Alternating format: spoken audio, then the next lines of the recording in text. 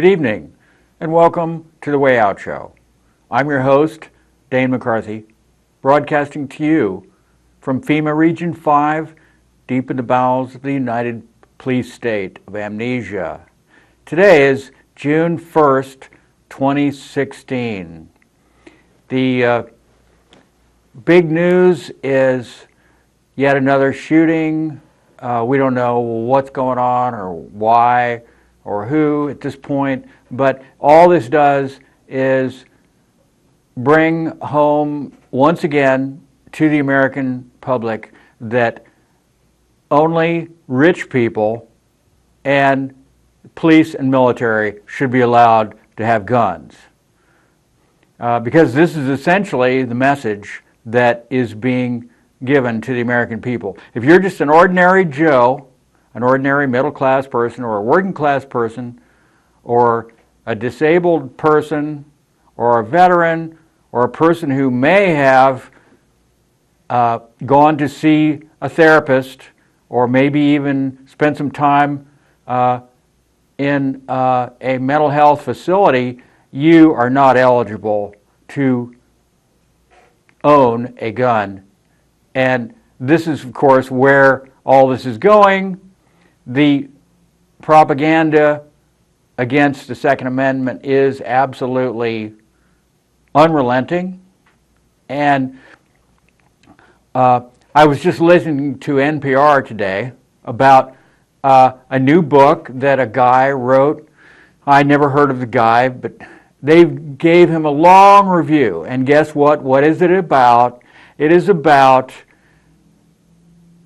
accidents with guns over the years. And this guy did a lot of research looking up old newspaper articles from the early 20th century, the 19th century, a newspaper article, right up to the present, looking at these sad accidents in which, the kid accidentally shoots his mother, or you know the story, you know the drill. One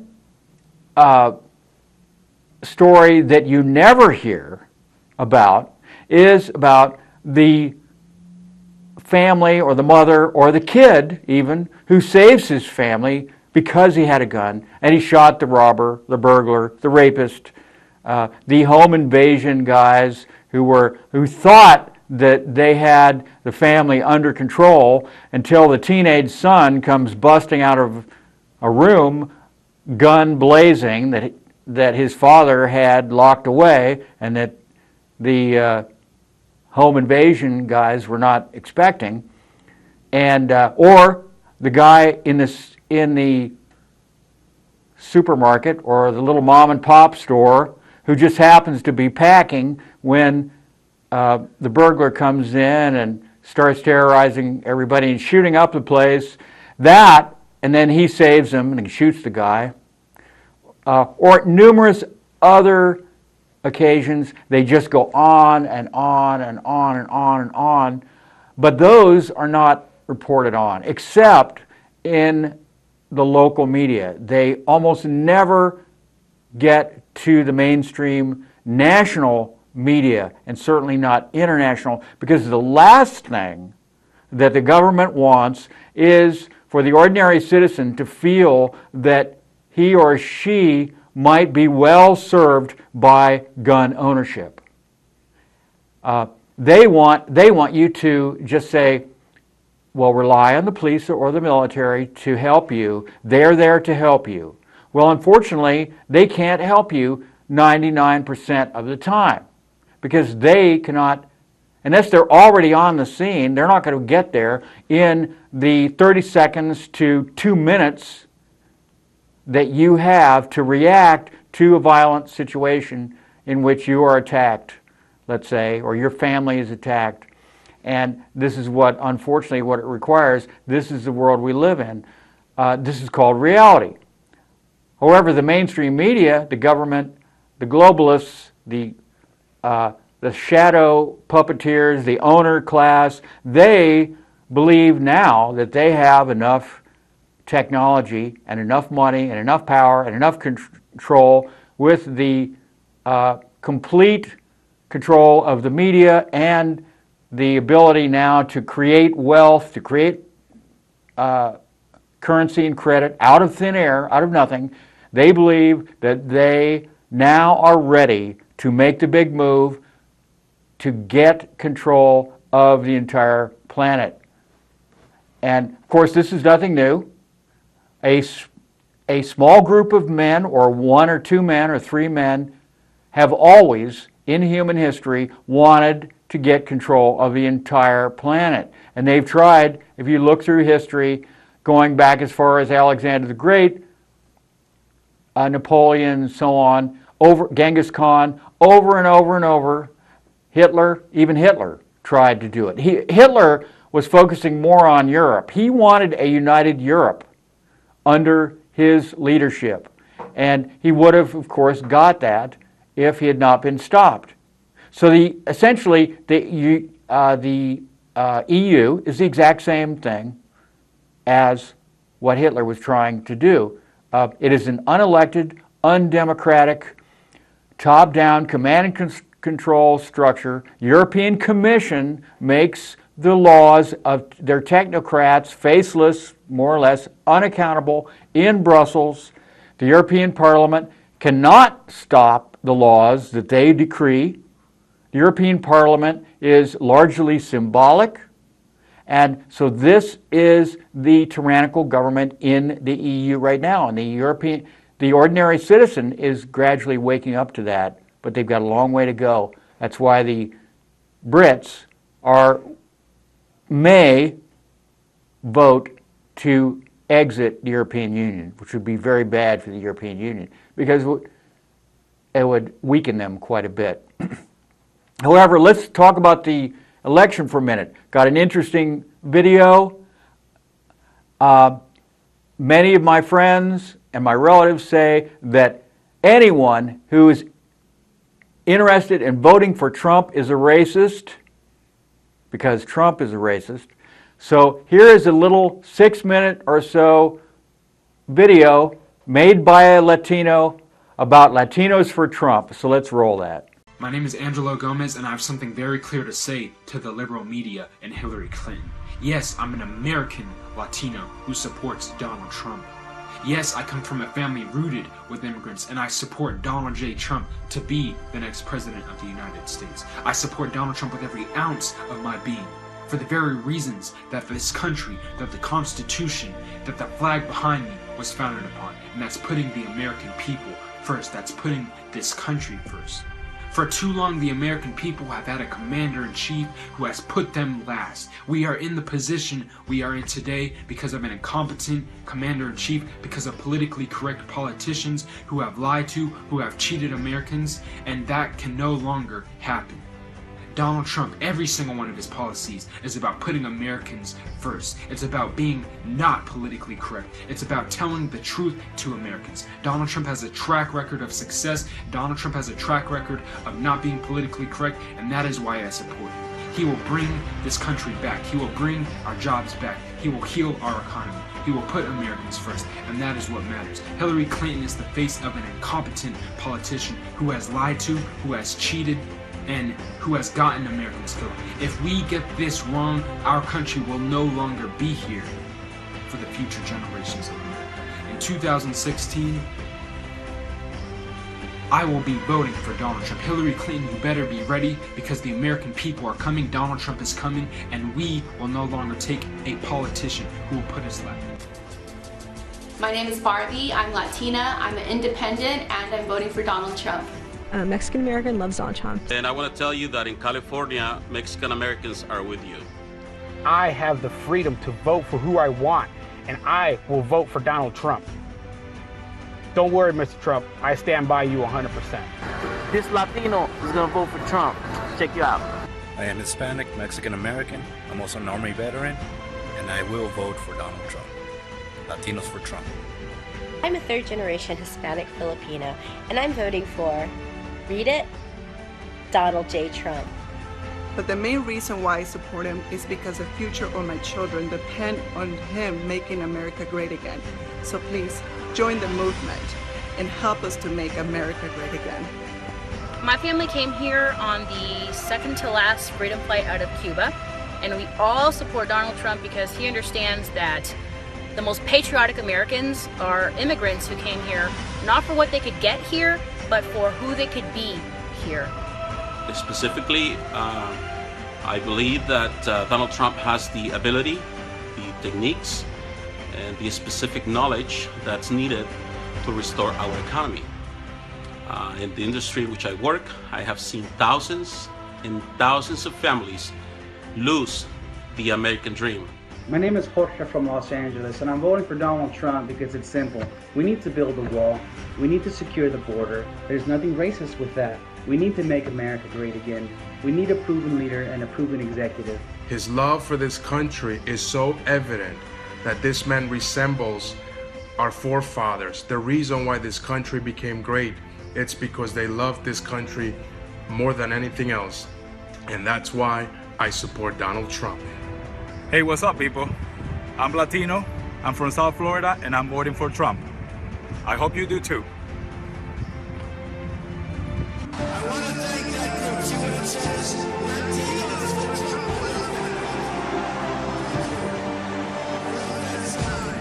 As you can see, everybody here is united, and that's why we're here standing for Trump. You just have to get that word average out of your vocabulary, and you have to tell yourself that you're great, and you have to believe it. If you can say it and don't believe it, it doesn't matter. So just go out there and work hard. I'm going to take jobs back and bring them back into the country. And the Latinos are going to be able to work and make good money. They're going to vote for me. And I'll tell you what, I will take them away from Hillary Clinton. 44% of the Latino vote goes to Donald Trump.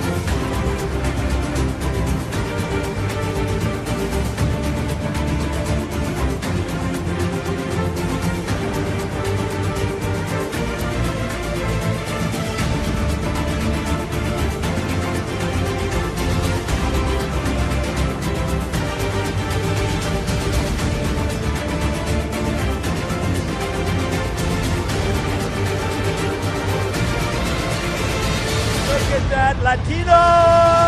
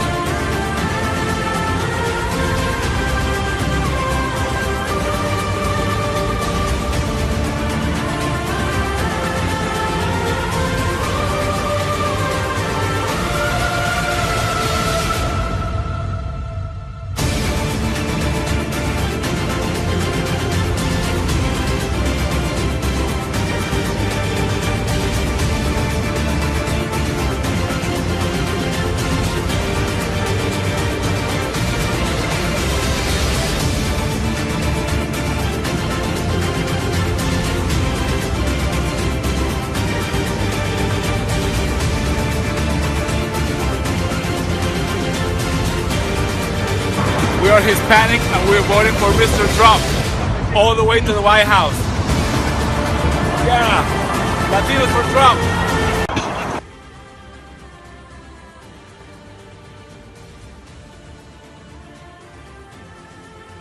Let's unite and defeat Hillary Clinton and vote Trump on November 8th, 2016.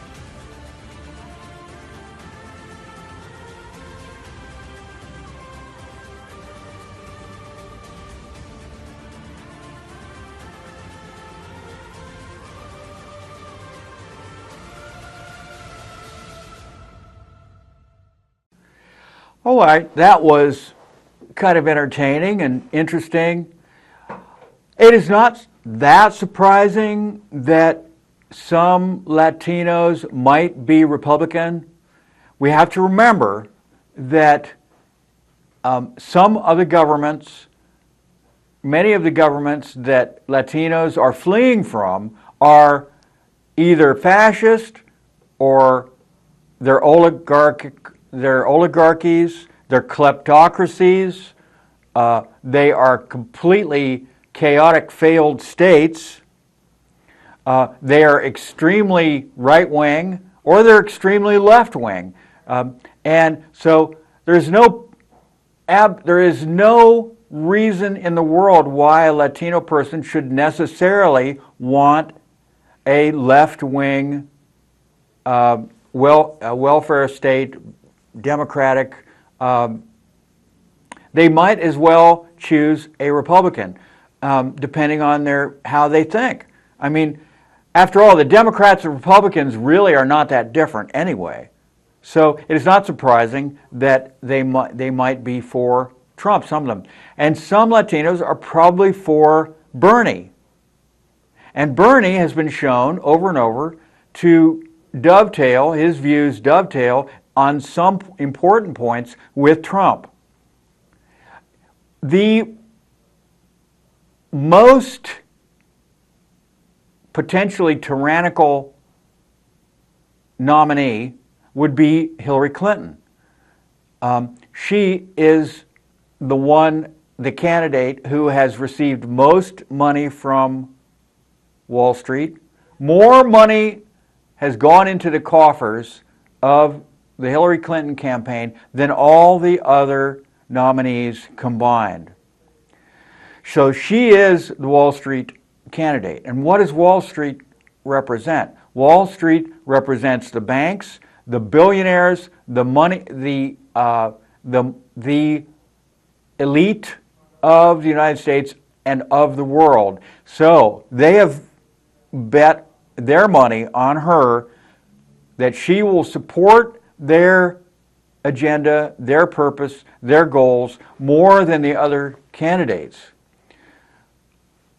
Trump is a scary and unknown quantity for them, for the establishment, the Wall Street establishment, the banks, the politicos, the globalists, the neocons. The neocons despise Trump, and in fact, Bill Kristol, who is one of the leaders in the neoconservative movement, he's an editor of, I forget the name of the magazine, but it's a neoconservative magazine.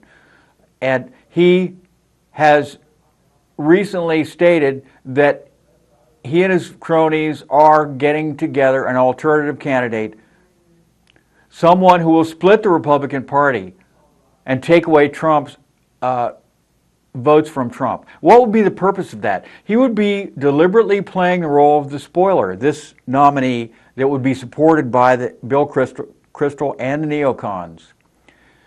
And therefore, it would split the Republican Party. And we saw what happens when, in the two-party system, a spoiler comes in. It spoils the chances for that, for the nominee from whom the most voters are sucked away, are suctioned, are taken away, are sucked away, are sanctioned from that candidate. So therefore, we can plainly see that the neoconservatives would probably take Republican voters away from Trump if he's the nominee, when he is the presumptive nominee.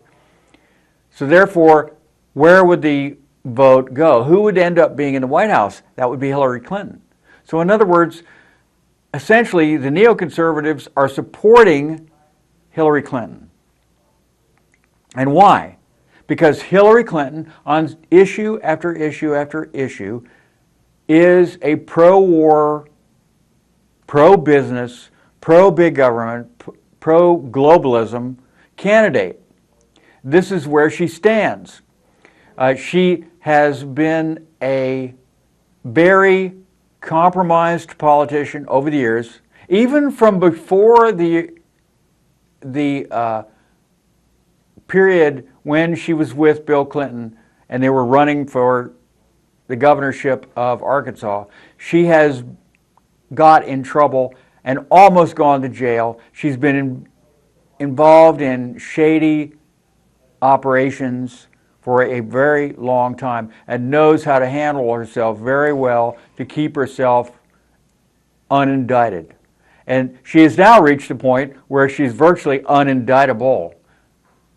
She has that kind of power, that kind of control, that kind of influence. I I don't think that the FBI will indict her. They will probably delay their investigation until it's too late. And then if she were to become the nominee, that just makes her stronger. She is less likely to be called up on the carpet for her behavior in the email scandal. And a lot of people think, well, this is just a sideshow. It is a propaganda ploy. It's a smear tactic by the Republican Party. And the only sense that it is a smear tactic is the fact that they are going after her for doing something illegal. And it's multiple felonies. It is huge and incredibly against the law to do what she did. And it is an investigation. The FBI did not, the government did not give her permission to use the private server with highly classified documents. She said that she's lying. This is nothing new that politicians lie. They lie. And the reason why it might be propaganda is because she is not the only one who did it.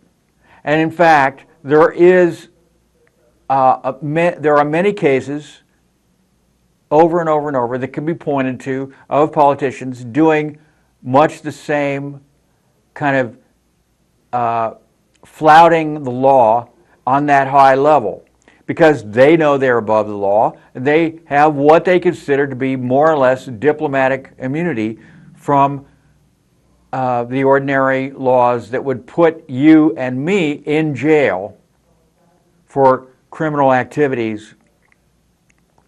And so if Hillary Clinton were to be indicted, then this would open up the floodgates and so many other people would have to be indicted. So when everybody's doing it, everybody's breaking the law, then nobody can be prosecuted. They're not going to go after their own. They themselves are vulnerable.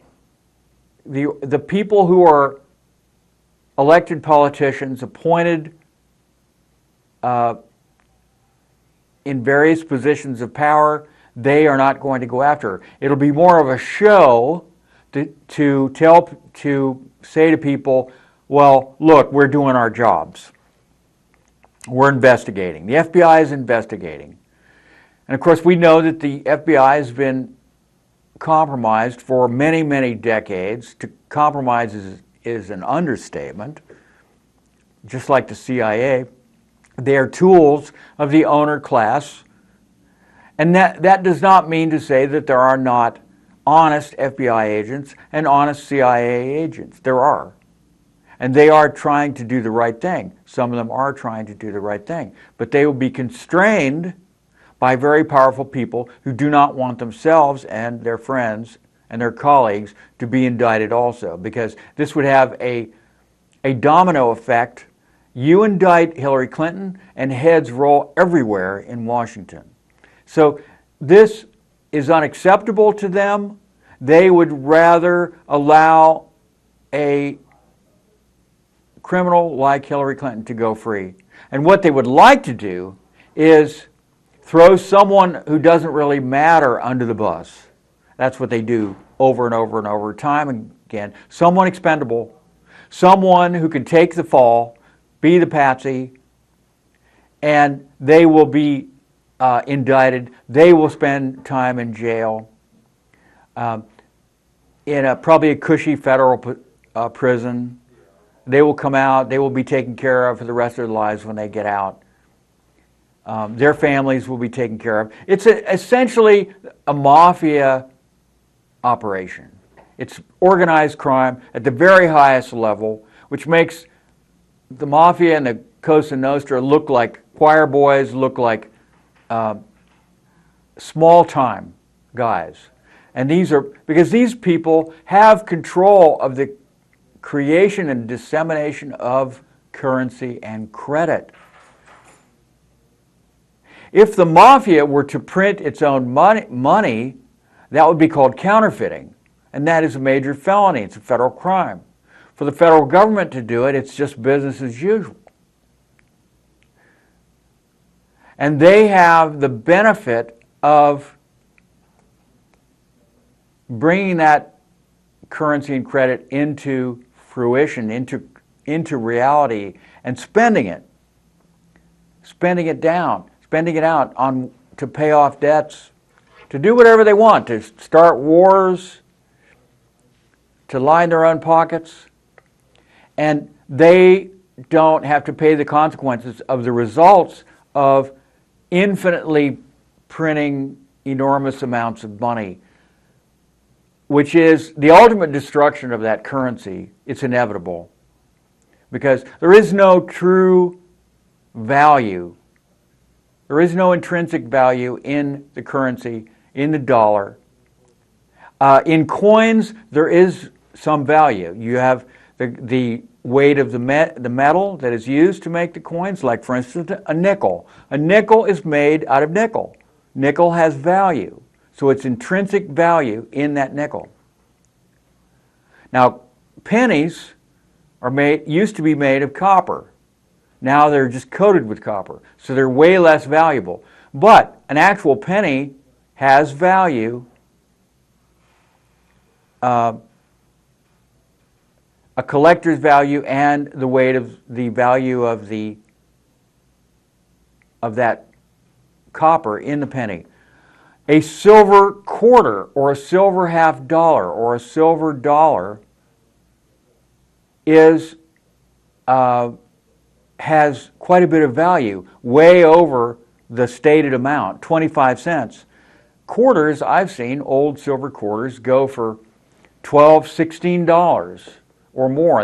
It's partly the value of the silver in the quarter, but also the numismatic value to a collector, because these are rare items and they're getting more rare. They're not making any more of them, these old quarters, and so they go into collections and you don't see them around. I remember back in the day, a long time ago, when you'd often find silver dollar, half dollar, or silver dollars, half dollars, and quarters in the change, very rarely a silver dollar anymore, but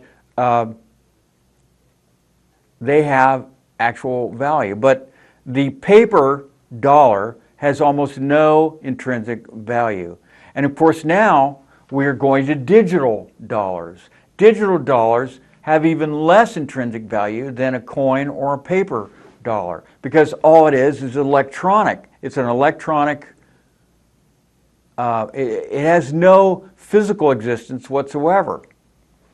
Most dollars that are created have no intrinsic value. So it can be destroyed and vanish. That wealth can vanish instantly, overnight, within seconds. Your wealth digitally could vanish. Now, if we go away from the physical currency completely, as some countries more and more are attempting to do, then the danger for the ordinary citizen grows even greater, because they have nothing to fall back on. They have only the money that's in their bank account, the money that they get electronically through a check, or a lot of times people are getting paid, now the money goes directly into their account electronically. And it's a system, yes, it could work. It's when you have an enormous catastrophe in which people lose faith in the ability of their government to protect them, or they believe that their government itself is the source of the trouble, that they want out, essentially. They want out. They draw their money out of the stock market. They draw their money out of the bank. They refuse to take the money, the electronic money. They want to be paid in some other tangible way. And money is just a symbolic, essentially, it's an IOU, is what it is. But the IOU has now become worthless. It used to be that you could take your dollar bill take it to the bank and get $1 worth of silver or gold for the amount of that cash in exchange. And this was very reassuring for people because it meant that that IU was good, that the government would actually reimburse you for the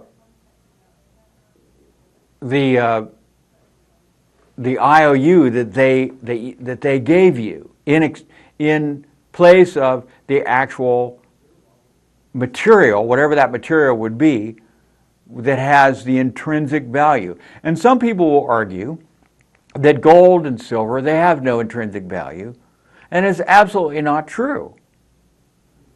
Gold and silver have retained, and we have platinum, we have palladium. These are all traded, and even copper, as commodities on the open market. The price of gold, silver, palladium, and so on goes up and down with the market. Although the values have been manipulated tremendously by creating more IOU certificates that represent the gold and silver and the precious metal than the actual physical gold, silver, palladium, platinum. So that tends to depress the value of the actual real commodity, the precious metal, because there's essentially it's a scam, it's a Ponzi scheme that they're using to keep the price low. In reality, the price of gold, silver, palladium, platinum should be far higher. People really want to have these precious metals because traditionally they are a hedge against inflation. When the digital or fiat debt-based currency is depressed by using inflation, which makes each individual dollar less valuable, then the value of the precious metal goes up. Why? Because it's the law of supply and demand. There's not that much precious metal around. If there were a lot of it, it wouldn't be precious. And if it didn't have intrinsic value, and why does gold and silver have intrinsic value? It has even more intrinsic value now than it did before. These metals are excellent. They have beauty. That's an intrinsic value right there, a beauty. Like a painting. Painting has no utilitarian value, but if it's a good painting, it has beauty. And people value beauty. It also has a very practical use in the sense that it makes really good-looking jewelry. It's malleable. It can be formed. It's very rugged. It doesn't rust like steel. It also has it is also really good to be used in electronics. It is an excellent conductor of electricity. So these are all very practical, intrinsic value uses for a precious metal. Just like steel, copper, aluminum, these all have intrinsic value. If you take a bunch of scrap aluminum to the scrapyard, it doesn't matter how torn up it is and how broken up it is, busted up, the weight alone, you will be paid for the weight of that aluminum. Like cans, people collect cans all the time and bring them in. Poor people, you see them walking along the side of the road looking for cans because they have value. So this is, the reality of the world we live in. This is the actual reality. I mean, there are parallel realities that are being created all the time. And they're getting more and more sophisticated. We're getting to the point now where the video games are turning into a new reality for some people. And it becomes an addiction like heroin. Heroin is bad enough as it is. And the other drugs that will addict you. And they put you in a mental state, which is essentially a parallel reality. Something like a video game, which are becoming more and more interactive and more immersive and becoming virtual reality. So you can become a part of a virtual reality video game, and it provides a narrative and a purpose for your life which you can live in, and becomes extremely addictive. So we're actually seeing this, that people they feel that it's just as real to live in a video game as it is in so-called reality. And maybe they don't want to live in reality because they find the reality that's presented to them, the real reality, as they're unable to survive and thrive in that level of reality. So they go to the virtual world. In the virtual world, they may be a champ, they may be a hero, they may be wealthy, they may be a military Superman. They have girlfriends in the virtual world, or boyfriends, as the case may be. They have friends. They have houses. They have vehicles. They have weapons. They have clothes. They have everything that they would have in the real world, but they're unable to get in the real world because they don't know how to get it. They can't. They don't have the resources. They don't have the abilities. They don't have the drive to get it. So the created reality, and you might say, well, all reality is created. No, I would argue that there is a level of reality that actually exists. And some people say, well, all reality is just relative. It's all in your perspective. And they would say, well, light is nothing but,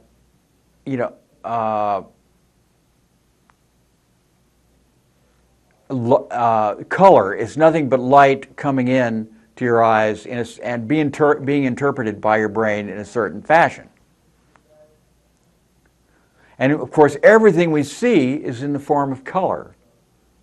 We don't look at outlines, we look at essentially colors, blotches of colors and various shades of colors.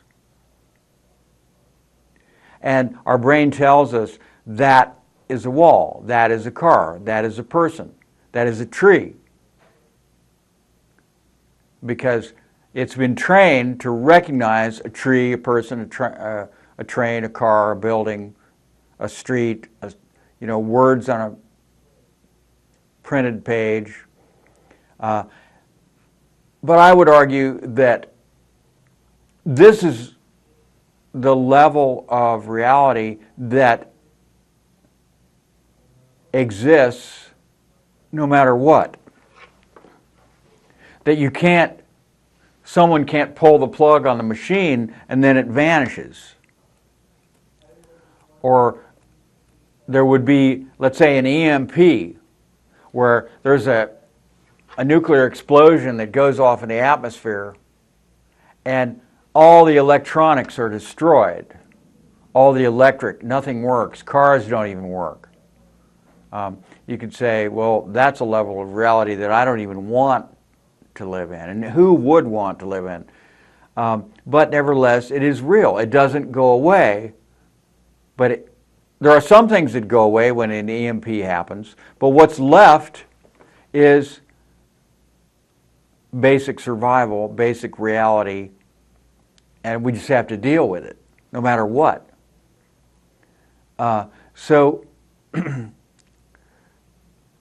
Yeah, this is something that, what can you say? So, what else is going on in the world today? we are looking at an amazing turn of events. Reality is returning with a vengeance. That's basic reality, uncreated, raw, the same reality that we were born into before we learned about any kind of electronic media, just the basic survival mode is coming crashing into us. The facade is falling.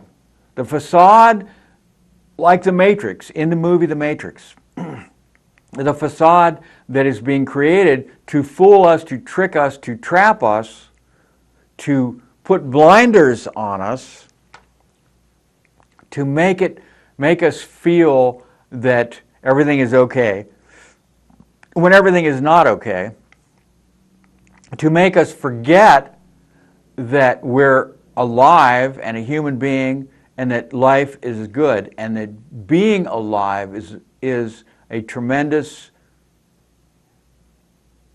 blessing that we should be grateful for. All this facade is coming tumbling down. And why? And I do think that both Bernie and Trump are agents for this change from different sides. And Bernie, his energy is not flagging. He is a powerful force. And though he is an old man of 74, he has the energy of a man half his age, and he is determined that he's going to fight to the very end. Now, I know that he was sort of granted the boon of playing as a foil against Hillary Clinton, who was the appointed nominee, selected nominee of the Democratic Party. There was no question from the beginning of the race for the presidency in the minds of the Democratic leadership that Hillary Clinton was going to be the nominee, the triumphant first female president of the United States. It is now time. And she may very well still be the next president of the United States.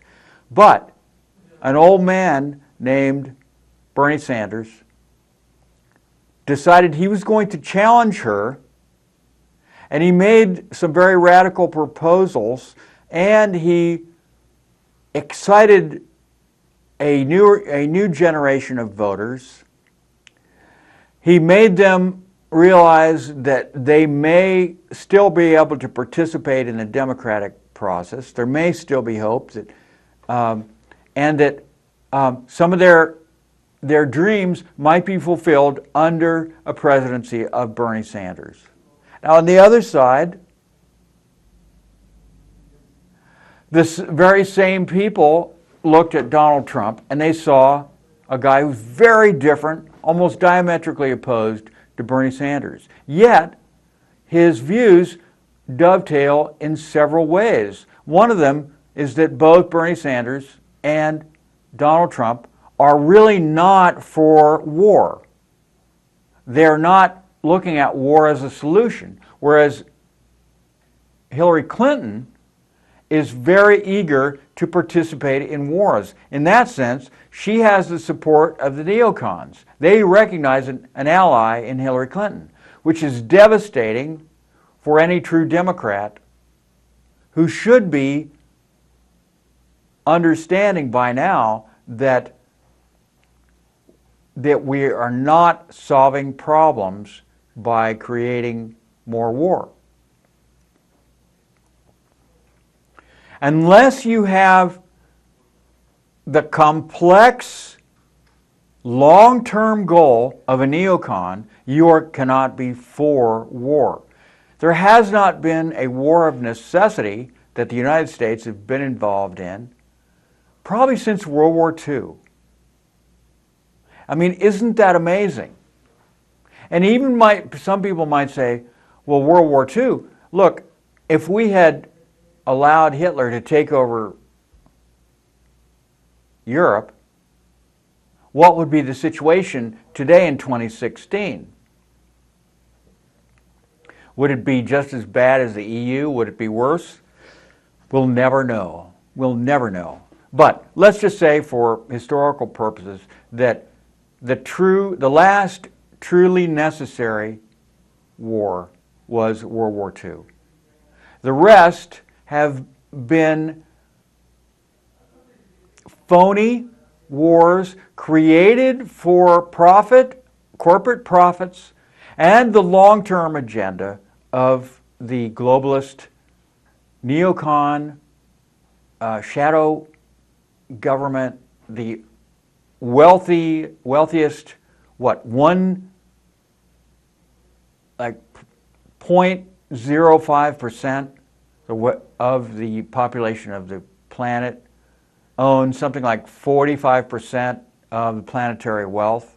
This is the true owner class, a group of just a very, very small number of men who feel that their interests are best served by gaining control not only of the creation of currency and credit, but of the levers of power on every level, from the very top globalist level down to the local level. And they have unleashed their tremendous buying power to control the sources of information as much as they possibly can. And this includes Facebook, LinkedIn, Twitter, and all the other social media platforms that they have, to a large extent, learned to control. Mark Zuckerberg, is right in with them. He's a part of it. He and his minions have gone out of their way to try to control the message on Facebook. So it is now it is not a free exchange of ideas. It is becoming more and more a mouthpiece for a certain point of view which will support the agenda, the long-term agenda of the elite. And who are the elite? What do the elite stand for? What are they all about? How do they think? How are they trained? Where do they go to college? They go to the very highest level educational institutions on the planet, the Ivy League schools for the most part, where they are trained to lead, to control. And they come from a very long tradition of an incremental march over 10, 20, 50, 100 years or more to the ultimate control mechanism that is one man, one group, one Politburo, one commission, one round table to control them all from the shadows, unassailable, above the law, unelected, unknown even, unknown by most people. And most Americans have never even heard of the Council on Foreign Relations. The Council on Foreign Relations is related to the English version. It is an offshoot of the English version. Remember, the City of London is a very secretive and powerful government, financial institution. It's like the Vatican almost. It is a walled, it's not literally walled, this is the bastions of power. The CFR, the Council on Foreign Relations. If you are going to be anyone of power and influence in Washington, D.C., you need to be a member of the Council on Foreign Relations. And people will say, well, the Council on Foreign Relations, that's just a think tank, right? Well, only in name. In reality, it's much more. It is the center, the location, the progenitor of American foreign and domestic policy in the United States. Somebody has to come up with an ideological basis for the policies that we have. And this is why what appears to be insanity by most people, why are we getting in all these wars, is actually part of a larger agenda, which they simply don't see. Ordinary people just, excuse me, ordinary people just don't see it. They don't see that you need to destroy before you can create order.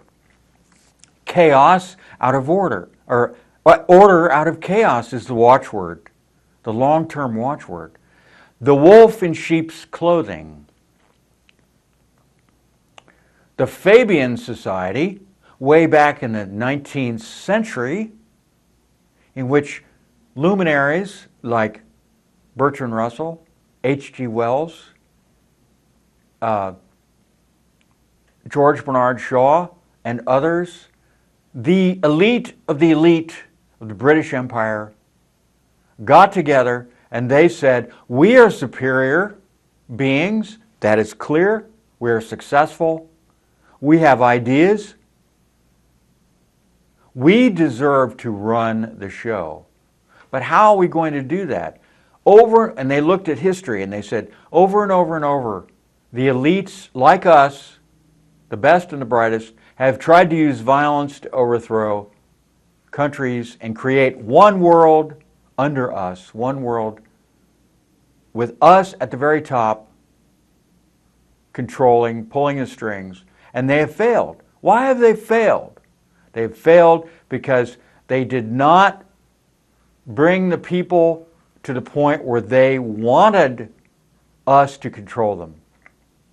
And as long as people do not want a small number of men to control them from the high castle, they will eventually bring that person down. They will hang that person from the highest tree. They will drag them out of their castle,